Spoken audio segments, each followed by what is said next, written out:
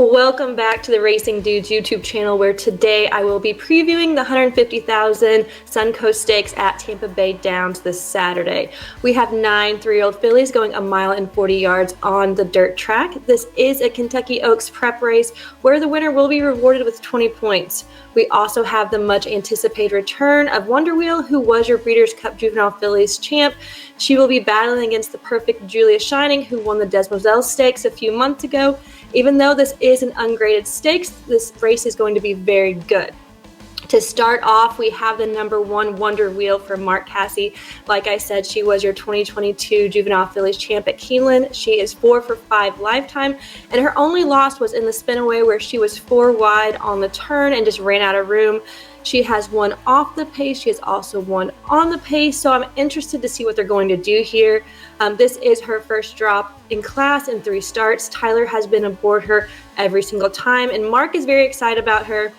He said last year that this was his best 2-year-old filly he has ever had. My only problem is historically the juvenile champs don't typically come out swinging the next year. Look at Echo Zulu, British Idiom, Jaywalk. I mean, did any of those become your Oaks winner? The number 2 is Opus 42, who is your local champ. She just won the Gasparilla Stakes last month by a nose to Charlie's Wish, who's also in here. She is 2 for 4 lifetime with 2 firsts and 2 seconds. So she clearly likes the track, but she's never routed before. I do not like the fact that she was losing ground in her last race at 7 furlongs, and this is a bit longer. Another thing to look at is her buyers compared to some of these other horses aren't the best. Charlie's Wish is your number 3 horse, where she got second behind Opus 42 in the Gasparilla Stakes. She was gaining, but she just ran out of room. Before that, she was 1 for 4, with her only win being a maiden special weight at Gulfstream. She looks to be improving each time out. I'm just not sure it's going to be enough. Not to mention, she's also never ran a route before. The number 4 is Champagne Calling for Ian Wilkes, who is lightly raced and broke her maiden last month at Tampa in a maiden 25. Looking at her on paper, she doesn't look too appealing, but she has been training great, and her final time in the 7 furlong is very comparable to some of these other horses. So she intrigues me just a little bit at 30-1. The number 5 is Dreaming of Snow, who is another local horse who is also in the Gasparilla Stakes, but wasn't able to get past Opus 42 or Charlie's Wish. In her race before that, though, she dominated, winning by over 8 lengths. So she did take a step back, but I also didn't think she got the trip that she wanted, which is gate to wire. So I think they're going to send her right out of the gate in this race in hopes that nobody can catch her. But she also has not raced this long yet. But being the granddaughter of Curlin, that shouldn't be an issue. And you just can't really look past her 46-second furlong breeze earlier this week. The number 6 is Guns and Graces for Chad Brown, who won at this distance last time out. The daughter of Gunrunner is 1 for 2 in her career. This is a step up in class for her, but Chad Brown is 27% in ungraded stakes and 28% with horses coming off a maiden win.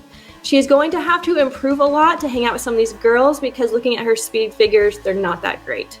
The number 7 is Fast Track, which is the second horse in here for Delacour, with his first horse being Opus 42.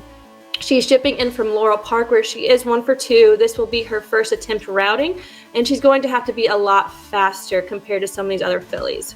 The number 8 is Ticker Tape Home, which is the other horse for Mark Casse in here. We have not seen her since November as well. In her last race, she got second place by half a length against all males, though, in the Display Stakes at Woodbine. Before that race, she romped the field by 9 lengths in a maiden special weight, but that was on the turf. This is going to be her first try on dirt, but looking at her workouts on the dirt, she looks like she could do very well, but you always have to watch out for these other horses for trainers in these spots. And lastly, the number 9 is Julia Shining for Todd Pletcher, who most recently exited the G2 Demoiselle Stakes with a win. She has gone 2 for 4 in her career with Saez on top. She is dropping in class and also cutting back in distance. She earned a 70 buyer on a sloppy track last time out, which may happen again because thunderstorms are on the forecast for Tampa. She's going to want to be mid-pack and close, which, looking at the rest of the field, she is the only true closer in here. So things may work out in her favor with a speed duel up front. I also want to mention she is the full sister to Malathat, so that helps a little bit. So with all of that said, my top pick is going to be the number 9, Julia Shining. I love Malathat, so you know I'm going to love her, but that's not the only reason. One of my main reasons is because, like I said, typically Breeders Cup Juvenile winners don't do well their next time out. Also, she's one of the only closers. She likes sloppy tracks, so there's a lot of factors that are playing into this. Underneath, I'm going to try and get some prices home, so I'm going to go with the other Cassie horse, which is the number 8, Ticker Tape Home, who went against the boys. And also I'm going to go with Charlie's Wish, who was a close second in the Gasparilla Stakes, where she just ran out of room. So that's going to be a 389 exacta box. Then we will add in Wonder Wheel for a trifecta box, so that'll be a 1389 tri box. Then finally, we are going to play a super with all these horses, and we're going to add in the number 5, Dreaming of Snow, so that'll be a 13589 super box. Thank you for guys tuning in to the Racing Dudes YouTube channel. Make sure you guys are subscribed so you can see all things sports and horses, especially with the Super Bowl coming up this weekend. Comment below who you think is going to win this race for the Suncoast Stakes, and until next week, good luck.